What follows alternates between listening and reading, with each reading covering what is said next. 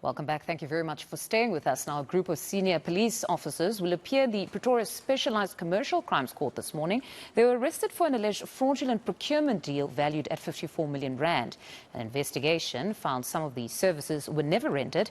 eNCA Slindelo Masikane is watching this case for us and joins us now. Good morning, Slindelo. Very interesting case with a serious amount of money that has been embezzled, 54 million. Can you perhaps give us the facts of this particular case? Well, it seems like quite a major breakthrough in police investigations, in particular the investigative directorate that was in charge of this particular matter. And we know that arrests were done around Monday as well as Tuesday. We know that there are 6 people that are due to appear here in Pretoria at the Specialized Commercial Crimes Court. We understand that it's 2 current serving major generals and 1 former lieutenant general who have been arrested. What we also understand is that they did spend the evening at the Brooklyn police station, and we understand that court proceedings will be a bit delayed because 2 of those who have been arrested are coming from Durban. But to give us more context around this case, I'm actually joined by forensics experts. That is Mr. Paul O'Sullivan. Just going to ask that we take cover because the rain has just started coming down. Mr. O'Sullivan, just maybe speak about the significance of this breakthrough. I mean, 54 million rand, and these particular people are facing charges of fraud, corruption, as well as theft. Yes, that's right. I'm pleased to say that the wheels of justice are finally turning, and I'm particularly interested in the ex-acting Commissioner of Police, Paklani. I opened a case against him in February 2016, and I detailed all the offences which I believed he committed. And at that stage, I think it's fair to say the criminal justice system was captured, and nothing was going to happen to any of those cases. I went to IPID. I sat with IPID for the better part of a year. They started getting some traction on the cases. They're very skillful people. And then what happened was Paklani arranged for other dirty generals in the police, in the DPCI from the Northwest Province, to arrest and charge not only myself and Sarah Jane Trent, but also the IPID officials that were involved in the investigation against him.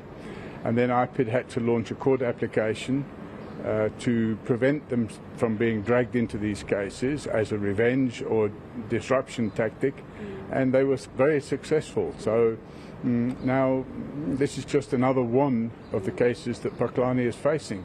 Yeah. I think there's more to come, and he can expect to spend a lot of time now with tax-paid lawyers to fight these cases.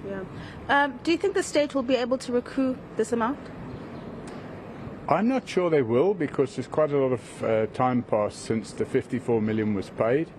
No value was received. It was allegedly for social media monitoring of the fees must fall protests. I think at the time Paklani and his accomplices, they just decided any opportunity that came along, they would use it to take money from the criminal justice budget and filter it out the back door, and that's what they did in this matter. So 54 million, no return for that 54 million, no work done, and now they'll have some explaining to do. Yeah.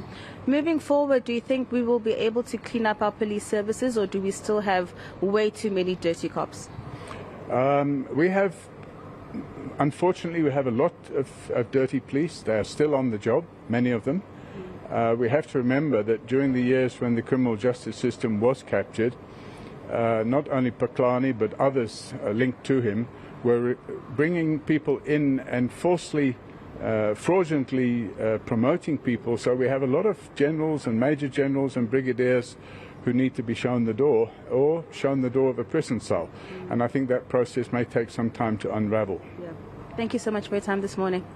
All right, Mfundo, just some more details about exactly the case that we're dealing with. And I didn't want to mention one of those who's going to be appearing in court because we can only name them once they're in the dock. But as you've heard from Mr. Paul O'Sullivan telling you there that one of those who is expected to appear, of course, is the former police commissioner, that is Khomozo Patlane, who's going to be one of the 6 we are expecting to appear here in the Specialized Commercial Crimes Court. They will be entering from this particular door. We're just at the back of the courthouse, and we are expecting them to be brought to court any moment from now. And when court proceedings begin, we will be bringing you those visuals live. All right, Slindelo, we'll catch up with you in just a bit as soon as court does, in fact, get underway. That's a reporter, Slindelo Masikane, monitoring that particular case.